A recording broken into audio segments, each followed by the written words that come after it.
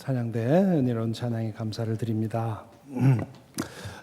지난 목요일은 부활의 날로부터 40일째 되는 날로서 교회가 승천일로 지켜온 날입니다.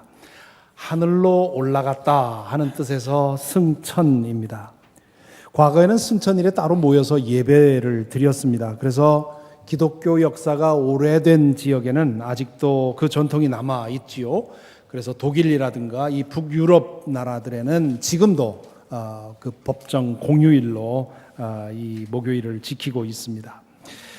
그런 전통을 생각하면 오늘날에는 이 승천일을 지나치게 무시하고 있다고 얘기를 할 수 있습니다. 승천일에 평일이니까 목요일이니까 그날 모여서 예배를 못 드린다 해도 그래도 승천일 다음 오는 주일만큼은 승천일로 지키라고 그렇게 교단마다 정해놓고 있지만 승천에 대한 설교는 강단에서 사라진 지 오래입니다. 왜 그렇게 되었을까요? 아마도 가장 중요한 이유는 5월달이 가정의 날이고 그렇기 때문에 주로 이제 가정의 달 설교로 채워지기 때문에 그렇기도 하겠지만 그보다 더 중요한 이유는 성경의 기록을 문자적으로 해석했기 때문에 그렇다고 볼 수가 있습니다. 오늘 본문에 누가는 이 승천 이야기를 이렇게 적어놓고 있습니다. 이 말씀을 하신 다음에 그가 그들이 보는 앞에서 들려 올라가시니 구름에 쌓여서 보이지 않게 되었다. 이 기록을 읽을 때 여러분 상상력은 무엇을 그려냅니까? 예외 없이 예수께서 제자들 앞에서 공중부양을 하셔서 그래서 저 멀리 사라지는 그런 장면을 그릴 것입니다. 지난 2000년 동안 미술가들이 이 장면을 그림으로 그렸는데요. 많은 사람들이 그렸는데 대부분 이런 그림입니다. 어떤 그림에는 구름만 보이고 구름 밑으로 다리만 이렇게 삐쭉 나온 그런 그림도 있습니다.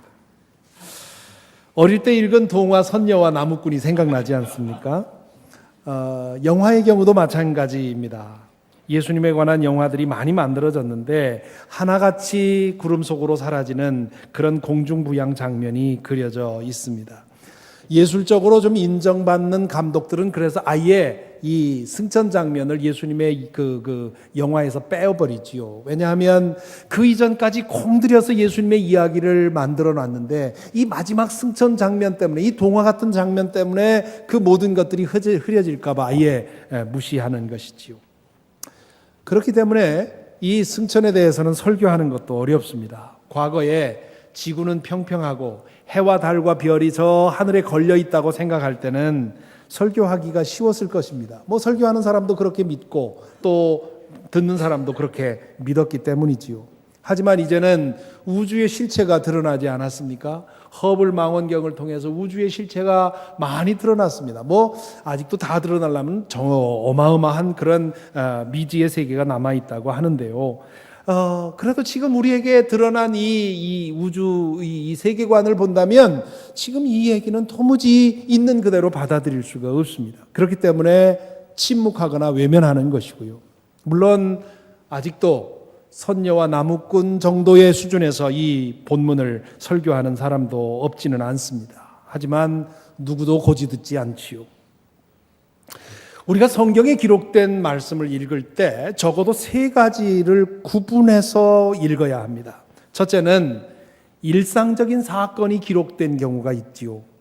예수께서 베들레헴에서 태어나셨다는 사실, 혹은 예수께서 골고다의 십자가에 달려 죽으셨다는 사실, 이런 사실들은 있는 그대로 적으면 되고 적힌 그대로 읽고 이해하면 됩니다. 왜냐하면 늘상 일어나는 그런 일상적인 사건이기 때문입니다. 둘째는 비유가 있습니다. 어떤 가르침을 전하기 위해서 만든 이야기이지요. 어느 집의 둘째 아들이 아버지에게 자기 몫의 재산을 가지고 나가서 거지가 되어서 돌아왔다. 그건 실제로 있었던 얘기가 아니라 하나의 비유입니다. 물론 그런 사건들이 많이 있었겠지만요. 또한 어떤 사마리아 사람이 지나가다가 거의 죽게 된 유대인을 보고는 그 남은 목숨을 없애는 것이 아니라 오히려 그를 도와줬다 하는 얘기도 예수님이 만든 얘기입니다. 실제로 그런 사람이 있었던 것이 아니라. 셋째로는 일상적인 사건이 아닌 그런 이야기가 있습니다. 예수님이 부활했다는 사건도 그렇고요.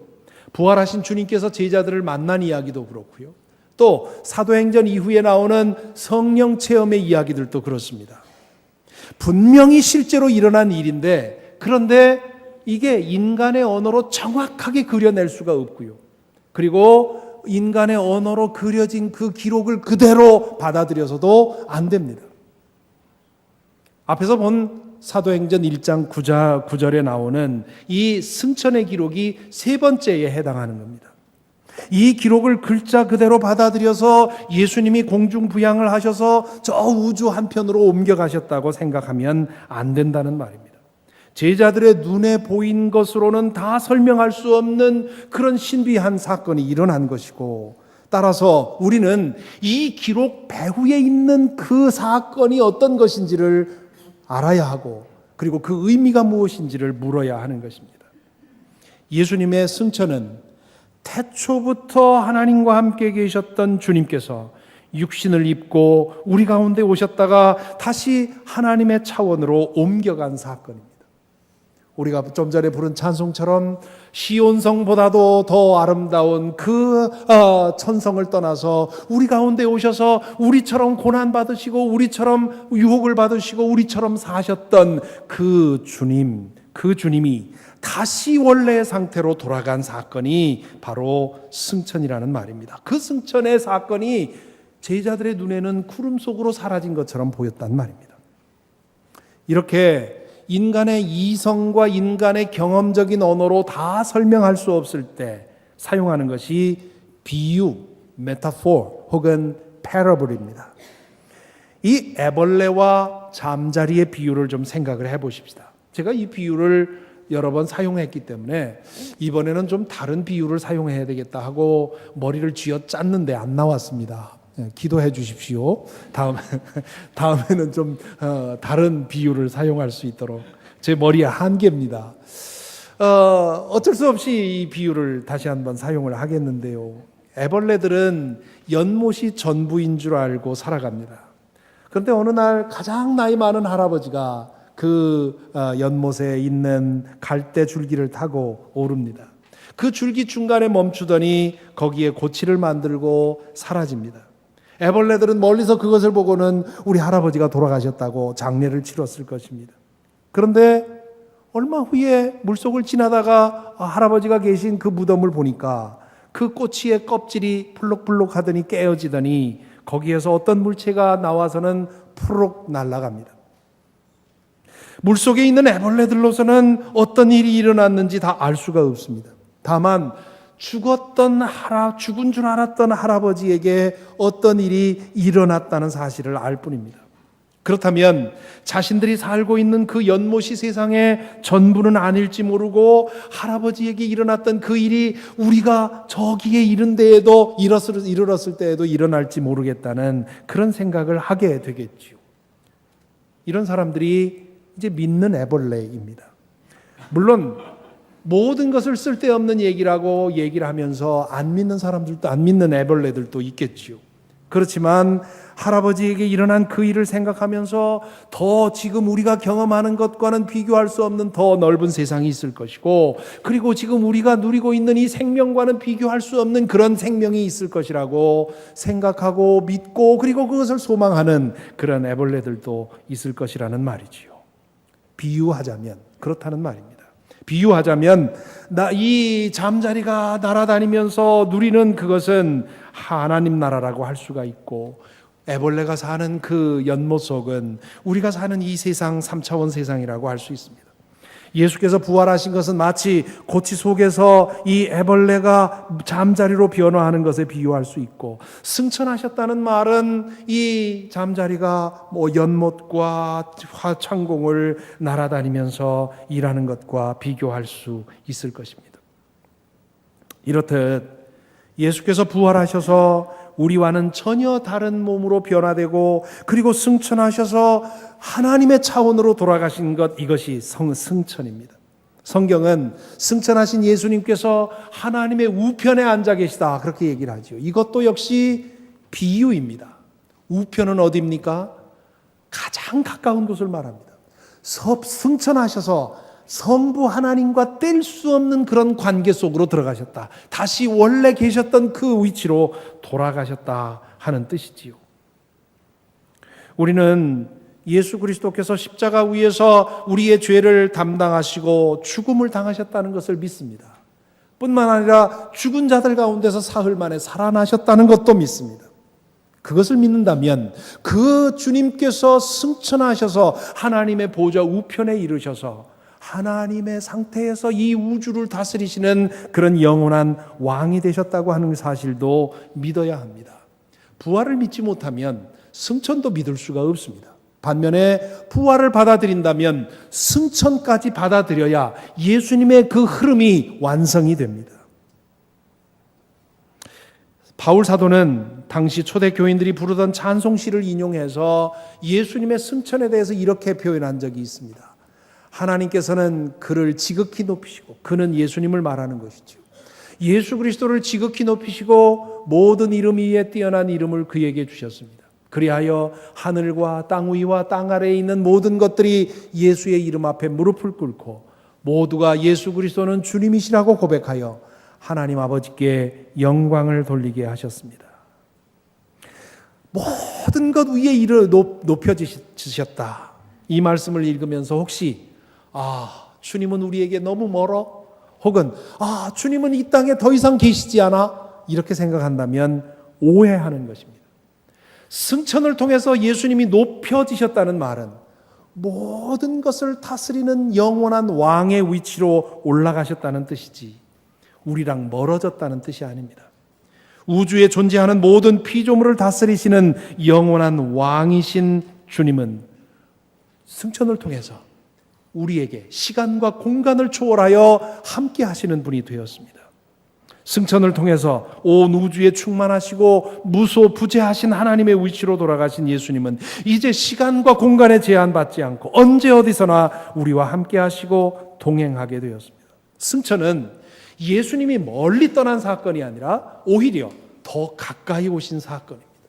팔레스틴에만 국한되어 있던 예수님이 이제는 이 세상 어디에나 존재하는 그런 상태로 변화된 것입니다. 그래서 어떤 학자들은 승천이라는 말을 쓰기보다는 승귀, 높아지셔서 귀해지셨다고 그렇게 사용하자고, 그렇게 말을 바꾸자고 얘기하는 사람들도 있습니다. 승천하면 저 멀리 갔기 때문에 여기는 없는 것처럼 생각을 하니까 그렇게 사용하지 말고, 말하지 말고 승귀, ascension to heaven이 아니라 ascension to glory, 그렇게 얘기하자고 그렇게 말을 합니다. 마태복음에 기록된 승천 장면에서 예수님은 이렇게 말씀하시지요. 나는 하늘과 땅의 모든 권세를 받았다. 그러므로 너희는 가서 모든 민족을 제자로 삼아서 아버지와 아들과 성령의 이름으로 세례를 주고 내가 너희에게 명령한 모든 것을 그들에게 가르쳐 지키게 하라. 보아라, 세상 끝날까지 내가 너희와 항상 함께 있을 것이다. 하늘과 땅의 모든 권세를 받았다는 것이 바울 사도가 말한 모든 이름 위에 뛰어난 이름을 가졌다는 말이랑 같은 뜻입니다. 영원한 우주의 영원한 왕이 되셨다는 말은 멀어지셨다는 말이 아니라 가까워지셨습니다. 그래서 20절에서 세상 끝날까지 항상 너희와 함께 하겠다고 말씀을 하셨습니다. 어떻게 이 세상 모든 사람에게 항상 같이 할 수 있습니까? 온 우주에 충만하신 하나님의 상태로 돌아가셨기 때문에 그렇습니다. 그런데 그분이 이 땅에 오셔서 우리가 좀 전에 부른 찬송가처럼 그 우리의 삶 속으로 육신을 입고 오셔서 우리가 이 땅에서 겪을 수 있는 모든 고난과 유혹과 고민과 두려움과 이 모든 것을 우리처럼 겪으신 분이 바로 그분이라는 말입니다.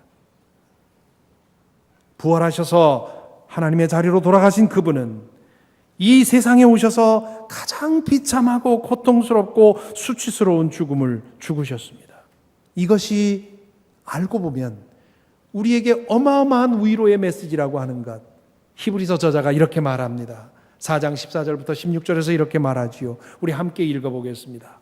그러나 우리에게는 하늘에 올라가신 위대한 대제사장이신 하나님의 아들 예수가 계십니다. 그러므로 우리의 신앙 고백을 굳게 지킵시다. 우리의 대제사장은 우리의 연약함을 동정하지 못하시는 분이 아닙니다. 그는 모든 점에서 우리와 마찬가지로 시험을 받으셨지만 죄는 없으십니다. 그러므로 우리는 담대하게 은혜의 보좌로 나아갑시다. 그리하여 우리가 자비를 받고 은혜를 입어서 제때에 주시는 도움을 받도록 합시다. 승천은 이 땅에서 매일 전쟁을 치르며 살아야 하는 우리의 고뇌와 한숨과 아픔을 아시는 분이 온 우주의 주인이시라는 뜻입니다. 백성의 아픔과 고뇌와 그 백성들의 애환을 모르는 대통령을 둔 국민은 불행하지요. 우리의 주님은, 우리가 주님으로 모시는 온 우주의 왕이신 그분은 우리의 아픔과 고뇌와 유혹과 불행을 너무도 잘 아시는 분이라는 얘기입니다. 그분이 세상 끝날까지 우리와 함께 하시겠다고 말씀을 하십니다. 그러므로 히브리서 저자는 담대하게 그분의 이름을 부르고 언제 어디서든지 그분의 은혜의 보좌로 나가서 그분이 주시는 자비와 은혜를 힘입으라, 그렇게 권면하고 있는 것입니다. 10년 전에 47년 동안의 목회를 접고 은퇴를 하신 저의 장인의 이야기를, 간증을 여러분에게 하나 나눕니다. 은퇴 후에 그분은 목회에는 은퇴가 있어도 신앙 여정에는 은퇴가 없다, 그렇게 스스로 다짐하셨다고 합니다. 왜냐하면 당신보다 먼저 은퇴하신 목사님들 중에는 은퇴 후에 그 공허감을 다스리지 못해서 쓴물을 퍼내며 사는 분들이 계셨기 때문입니다. 때로는 마음의 병이 깊어져서 주변 사람들을 저주하면서 사는 분도 계셨다고 합니다. 목회라고 하는 것은 관계입니다. 관계 속에서 의미를 찾고 보람을 찾는 것이 목회이기 때문에 다른 일과 달리 이 일을 그만두었을 때 찾아오는 공허감은 매우 강합니다. 그래서 마음을 잘 다잡고 나는 잘할 수 있으리라고 생각을 했는데요, 1년이 지나고 2년이 지나가다 보니까 외로움과 서운함과 허전함이 점점 심해졌다고 합니다. 그분은 그 문제를 해결하기 위해서 기도도 많이 해보고 또 시와 수필집들을 읽어가면서 내려놓자 자기에게 많이 얘기를 했는데도 안 되더랍니다. 심지어는 노자와 장자까지 읽어가면서 어떻게든 이 마음을 비우기 위해서 노력을 했다는 것이지요. 그래도 안 되더랍니다. 그래서 마음이 쉼이 괴롭고 이렇게 병들다가는 어떻게 될 건가 불안하기도 했다고 합니다. 그러던 어느 날 새벽에 눈을 떴는데 어둠 속에서 불현듯 주님이 나타나셨습니다. 꿈속에서 본 것인지 아니면 환상에서 본 것인지 분간이 지금도 안 된다고 하십니다. 주님께서 어둠 속에 나타나셔서 말씀하십니다. 너에게 평화가 있기를. 그런 다음에 재차 너에게 평화가 있기를 말씀을 하십니다. 그리고는 숨을 훅 불어넣으시면서 성령을 받아라 말씀하십니다. 나중에 알고 보니 요한복음 20장에서 부활하신 주님의 제자들이 두려워 떨고 있을 때 나타나셨던 부활의 주님께서 주셨던 바로 그 말씀인 것을 알았습니다. 그 말씀, 너에게 평화가 있기를 하는 그 말씀이 마음에 와닿는 순간 그분의 마음에 들러붙어 있었던 더러운 것들이 흔적도 없이 사라지고 어둠이 물러가고 깊은 평안이 순간적으로 마음을 지배하더라는 것입니다. 그리고는 주님께서 나에게 성령을 주셨으니 이제 남은 인생을 주님을 위해서 살리라 하는 그런 다짐이 섰다고 하는 것이지요. 그날 새벽 은퇴 후에 겪었던 마음의 질병을 깨끗이 씻음받고 그때 이후로 오늘날까지 화해와 사랑을 전하며 행복하고 기쁘게 자신에게 있는 것들을 나누며 행복하게 살아가고 있다고 그렇게 고백을 하십니다. 이 오늘의 말씀을 읽고 묵상하는 중에 그 간증이 떠올랐습니다. 부활하신 주님께서 40일째 되는 날에 승천하심을 믿고 그 승천하셔서 우리와 영원히 함께 하시겠다는 사실을 믿는 것이, 그 믿음이 바로 어떤 것인지를 보여주는 이야기입니다. 승천하신 주님은 한 시대와 한 지역에 갇히지 않으시고 어느 시대 어느 지역에든지 우리에게 필요할 때 우리에게 오셔서 우리를 도와주십니다.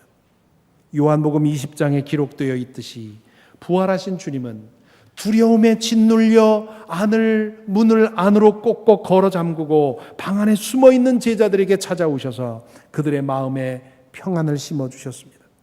부활하신 후 40일 만에 승천하신 주님은 2008년 어느 날 새벽 일산에 있는 어느 작은 아파트 침실에 나타나셔서 예루살렘의 제자들에게 하셨던 똑같은 일을 행하셨습니다.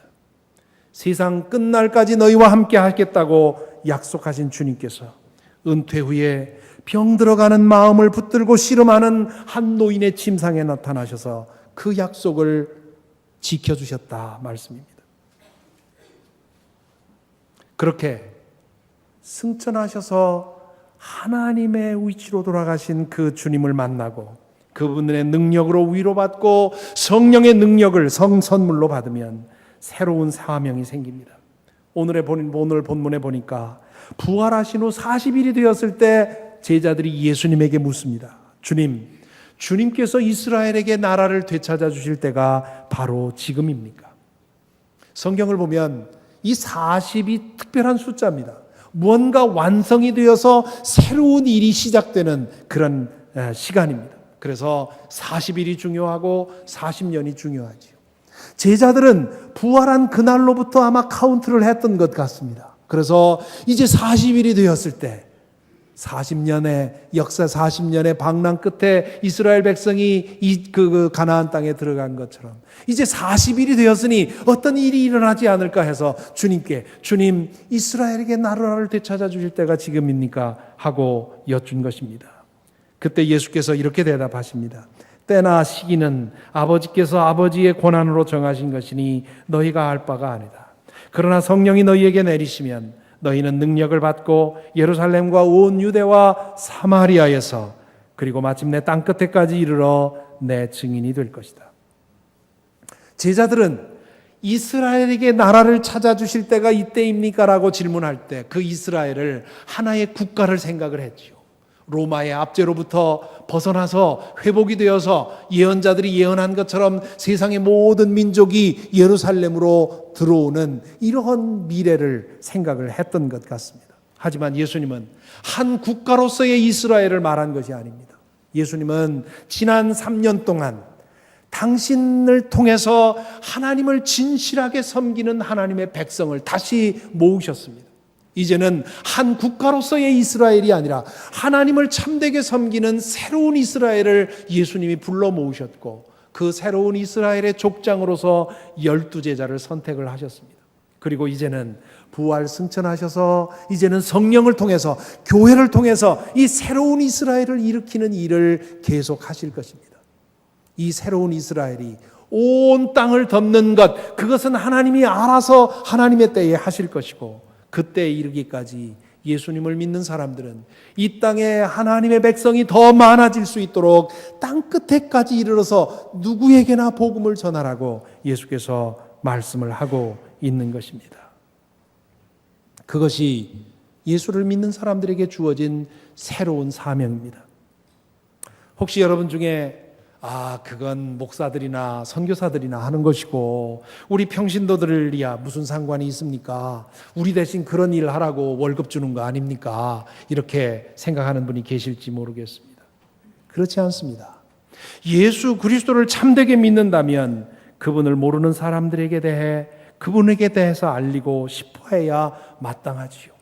좋은 선생을 둔 학생은 자신의 선생이 어떤 사람이라는 사실을 다른 사람들에게 알리게 되어 있지 않습니까?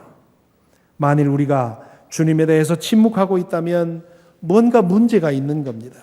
우리가 주님으로 섬기는 그분이 온 우주의 왕이신데 그런데 그분이 매일 우리가 겪는 애환과 고통과 두려움과 우리의 번민을 아시는 분이고 그렇기 때문에 우리에게 늘 함께 하시고 우리를 이끄시는 분이라는 사실을 한 번이라도 체험했다면 그렇다면 이 연못이 세상의 전부인 알고 물만 즐기며 사는 이웃 애벌레에게 하늘이 있다고 하나님 나라가 있다고 내가 믿는 주님을 믿어보라고 말하지 않겠습니까?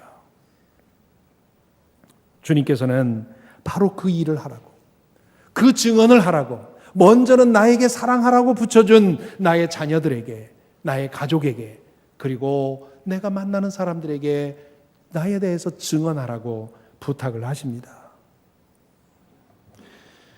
이미 말씀드린 것처럼 저는 지난 주말에 아들아이의 신학대학원 졸업식에 참석하고, 그리고 아이가 인턴으로 봉사하던 교회에 가서 감사도 드리고 또 말씀도 전하고 왔습니다. 신학대학원 졸업식은 예배 형식으로 드려집니다. 그래서 전반부는 찬송과 또 기도와 그리고 설교 말씀으로 이어지지요. 그 시간은 참 좋았는데 그 모든 일이 끝나고 200명이 넘는 학생들 이름 하나하나 호명되고 그 학생들이 나가서 학장을 만나고 돌아오는 그 긴 시간은 저의 인내심의 한계를 테스트했습니다. 그 긴 시간 딱딱한 나무 의자에 앉아서 여러 가지 생각을 했습니다. 특별히 제 마음에 그 시간에 제 마음을 주로 사로잡은 생각은 어떻게 이 믿음이 흘러서 내 아들아이에게까지 이르렀는지를 생각을 하게 되었습니다. 가운을 입고 저 멀리 앉아있는 아들을 지켜보면서 복음의 흐름이 어떻게 여기까지 돌아와 흐르게 되었는지를 생각하면서 감사하게 되었습니다. 제 쪽으로 말하자면 제 가문의 역사 속에서 제일 먼저 주님을 영접한 분은 저의 증조 할머니이셨습니다. 충청도 당진 그 깊은 산골에 있는 가난한 집에 시집 와서 고된 삶을 살아야 했던 그분은 일제시대 때 복음을 전해받고는 그것에서 희망을 찾았습니다. 그렇기에 살을 내는 추위에도 십리길을 걸어다니면서 새벽 제단을 쌓으셨다고 합니다. 그 믿음이 그 며느리에게 전해졌고요. 그리고 시집 오기 전부터 믿었던 어머니가 시집을 오셔서 3대째 믿는 여성들로 믿는 그런 집안이 되었습니다. 그리고는 그때의 강력한 성령운동이 저의 고향을 휩쓸었는데 그때 어머니는 강한 성령의 능력을 체험하게 되었고 어머니로 인해서 온 가정이 주님을 믿게 되었습니다. 그렇게 이어져서 5대에 이르렀으니 기적 같은 일이지요. 물론 증조 할머니에게서 퍼진 많은 자손이 있습니다. 많은 흐름이 있는데 그 흐름들 중에 어떤 것들은 1대에서 끊어지고 2대에서 끊어지고 3대에서 끊어졌는데 그런데 그 물길 중에 저에게 이른 그 흐름만큼은 끊어지지 않고 5대까지 이르렀다니 저의 인생에서 그리고 제 아이가 커오면서 하나님을 떠날 수 있었던 여러 가지 계기들을 생각하니까 이 얼마나 아슬아슬한 기적이고 얼마나 아슬아슬한 은혜인지 몰랐습니다. 제 아내 쪽 이 도씨 가문도 마찬가지입니다. 도씨라는 말이 어색하게 들릴지 모르겠는데요. 이 도씨는 무얼 붙여도 어색합니다. 도선생도 마찬가지고 도씨성을 가진 사람이 박사학위를 얻으면 더 문제가 돼요.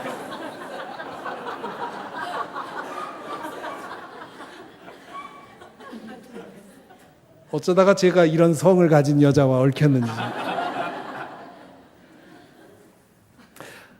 복음이 이 땅에 전해진 지 얼마 되지 않아서 경상북도 성주에 살던 아내의 증조 할아버지께서 선교사에게 복음을 전해 듣고 그리고 온 가족과 함께 세례를 받으셨습니다. 역사의 경량을 따라서 그분은 가족들을 데리고 성주에서 울릉도에서 만주로 이주하십니다. 그 아들은 만주에서 목사가 되었고요. 해방 후에 공산군을 피해서 두만강을 건너서 그리고 쪽배를 타고 서울에서 당진에서 삽교에 이릅니다. 그리고는 삽교에서 한국전쟁을 만나서 공산당의 총에 순교를 당하십니다. 15의 나이에 어머니와 세 여동생의 가장이 된 그 아들은 엄코르에서 전쟁 미망인들을 위해서 지어준 모자관에서 삶을 이어갑니다. 마치 큰 풍랑이 끊임없이 이는 그런 바다에 홀로 내던져진 작은 쪽배와 같았던 도시 가족은 파선 혹은 침몰되지 않고 믿음 또한 끊기지 않고 이어졌습니다. 5대 할아버지로부터 퍼져나간 물길도 여러 갈래로 나뉘었고 그 물길들 중에 오래전에 믿음의 흐름이 끊긴 경우도 적지 않을 것입니다. 그러니 제 아내를 통해 제 아들에게까지 5대를 거쳐서 믿음이 이어지고 있으며 4대에 걸쳐서 목사의 길을 걷게 되었으니 이 또한 얼마나 아슬아슬한, 그 5대를 거쳐 내려오면서 하나만 뭐가 잘못되었어도 그것이 끊길 뻔한 그런 아슬아슬한 기적이고 아슬아슬한 은혜가 아니겠습니까? 그런데 좀 더 생각해 보니 그게 전부가 아니더라는 것입니다. 제 아들에게 이런 믿음이 5대를 이어온 믿음이 아니었습니다. 제가 속한 가족만 따지니 그렇지 그 믿음의 줄기를 따라서 끝까지 올라가면 결국은 부활하신 주님에게 이릅니다. 주님께서 제자들에게 땅 끝에까지 이르러 복음을 전하라고 분부하신 후 2000년 동안 한 번도 끊이지 않고 이어져 온 믿음이 저에게 이르렀다는 얘기입니다. 제자들이 오순절에 성령의 충만함을 받아서 예루살렘에서 유다로, 유다에서 사마리아로, 사마리아에서 안디옥으로, 안디옥에서 로마로, 로마에서 스페인으로, 스페인에서 영국으로, 영국에서 미국으로, 미국에서 한국으로 전해져 내려왔고 우리 조국이 가장 암울하던 시절에 당진의 아무 이름 없는 가난한 여인에게로 그것이 전해졌고 경상도 상주에 사는 한 남자에게 전해졌고 그리고 그것이 4대를 거쳐서 제 아이에게 이른 것입니다. 그 흐름 속에 베드로가 있고요, 바울이 있고요, 어거스틴이 있고 루터가 있고 웨슬리가 있었고 에스베리가 있었고 아펜젤라가 있었고 언더우드가 있었고 주기철 목사님이 있었고 손양원 목사님이 있었고 이용도 목사님이 있었습니다. 그렇게 믿음이 전해지는 동안 수많은 땀과 눈물과 피가 그 안에 있습니다. 이렇게 생각하니 제가 서 있는 이 믿음의 자리가 얼마나 귀하고 거룩하고 두려운 자리인지 알겠습니다. 그 옛날 야곱이 자기가 서 있는 곳에 하나님이 계시다는 사실을 알고는 그 자리에 엎드려서 두렵도다 이곳이여 외치고 떴던 것처럼 저도 그 순간 그 거룩한 경외감에 사로잡혀서 그것이 저를 두렵게 만들었습니다. 예수 그리스도를 통해 2000년 동안 면면이 이어져 내려온 그 믿음의 흐름의 한 줄기에 제가 서 있다고 생각하니 제 자신이 하나님의 거룩한 구원의 역사 안에 서 있음을 느낄 수 있었습니다. 그렇게 면면이 이어져 온 흐름의 끝에 제가 서 있다고 생각하니 무거운 책임감이 제 마음에 들어찼습니다. 그 믿음의 역사가 저에게서 끊긴다면 얼마나 큰 불행이겠습니까? 또 얼마나 큰 죄이겠습니까? 하나님에게만이 아니라 그동안 이 믿음이 나에게까지 이어져 오는 동안 수많은 사람들의 희생을 내가 헛되게 하는 것 아니겠습니까? 그 믿음의 역사를 이어갈 뿐만 아니라 나에게서 더 많은 가지가 퍼지도록 해야 되는 거 마땅한 일이라고 느꼈습니다. 제가 알지 못하는 수많은 이들의 기도와 눈물과 희생을 통해 전해받았으니 저 또한 그렇게 이어가야 마땅합니다. 땅 끝까지 이르러 복음을 전하라는 명령을 신실하게 지킨 이들이 있어서 제가 은혜를 입었으니 저 또한 그렇게 은혜를 갚아야 하는 것 마땅한 일입니다. 사랑하는 성도 여러분, 여러분은 예수님의 승천을 믿습니까? 저는 믿습니다. 저를 위해 십자가에서 주님께서 달려 십자가에서 죽음을 당하셨다는 것도 믿고 죽은 자들 가운데서 사흘 만에 부활하셨다는 것도 믿고 그리고 육신을 입고 우리 가운데 오셨던 주님께서 다시 하나님의 자리로 돌아가셨다는 것도 믿습니다. 그렇게 하심으로 우리에게서 멀어지신 것이 아니라 오히려 더 가까워지셨다는 것도 믿습니다. 온 우주의 영원하신 주님이 제가 매일 겪는 유혹과 고통과 두려움과 저의 번민과 저의 고민을 아신다는 사실을 저는 믿습니다. 그렇기 때문에 시시때때로 그분의 이름을 부르는 것이고 그분 앞에 머리를 숙이는 것입니다. 그러기에 저는 이 주님을 알지 못하는 사람들에게 알리고 싶습니다.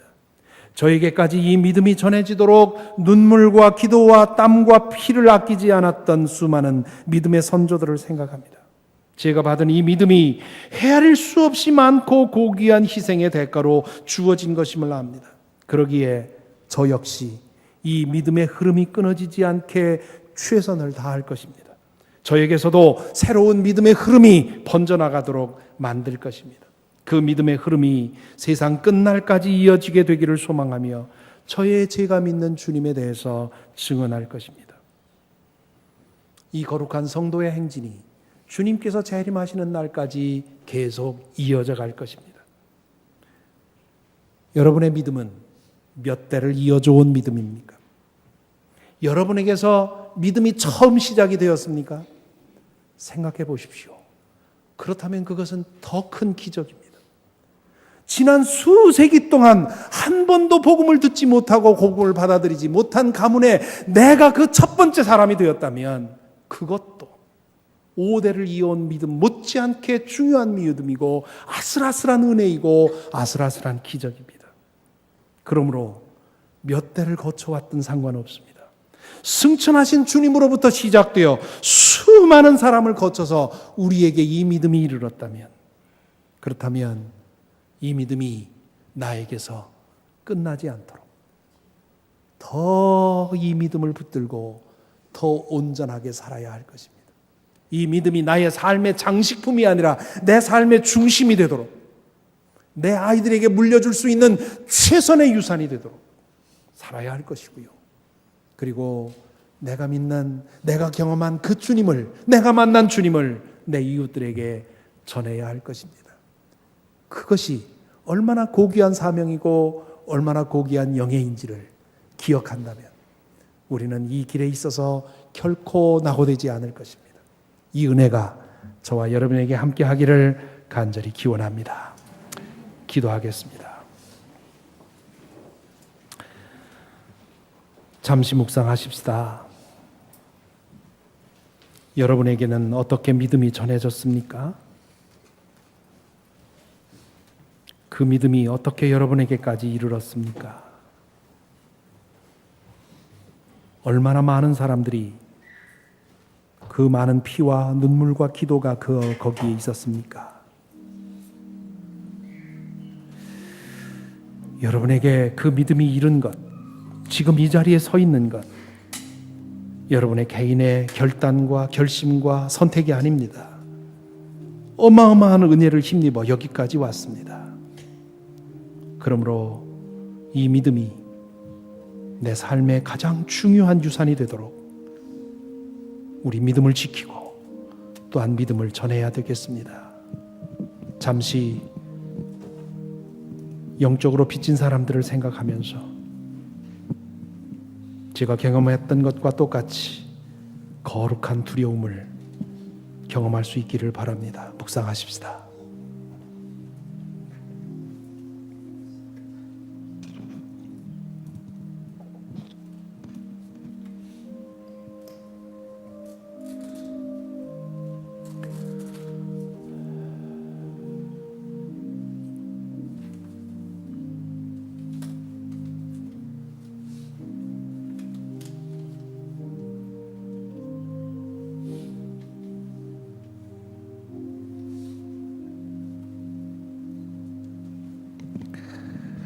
여러분들 마음에 거룩한 두려움이, 그 거룩한 영예가 차올랐습니까? 그렇다면 이 시간 우리 함께 기도하십시다. 속삭이는 음성으로 우리의 말을 뱉어서 주님 앞에 기도하십시다. 오늘 저로 하여금 주님을 온전히 믿게 하옵소서. 주님 참되게 만나게 하옵소서.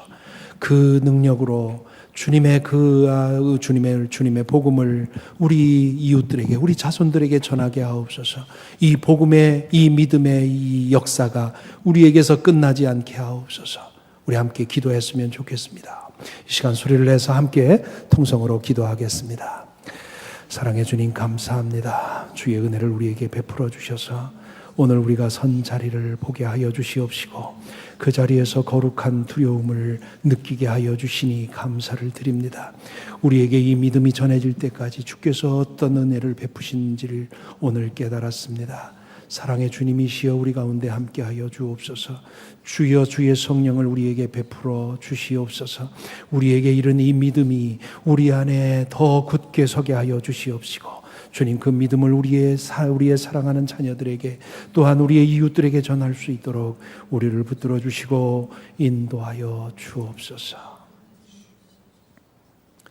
사랑의 주님, 우리가 선 자리가 거룩합니다. 우리가 주님의 이름을 부를 수 있다고 하는 것 기적이었습니다. 주님께서 우리에게 베푸신 놀라운 은혜였습니다. 주님이여 저희들의 마음의 눈을 열어주셔서 우리에게 이 믿음이 전해지기까지 그 걸어온 그 수많은 이들의 땀과 눈물과 피를 보게 하여 주시옵시고, 그리하여 우리에게 주어진 이 믿음 우리의 생명 다하는 날까지 붙들게 하여 주시옵시고, 그뿐만이 아니라 우리가 만난 주님, 우리의 이웃들에게, 특별히 우리의 사랑하는 자녀들에게 전해질 수 있도록 주여 우리를 붙들어 주시옵소서. 우리 주 예수 그리스도 이름으로 기도하옵나이다. 아멘.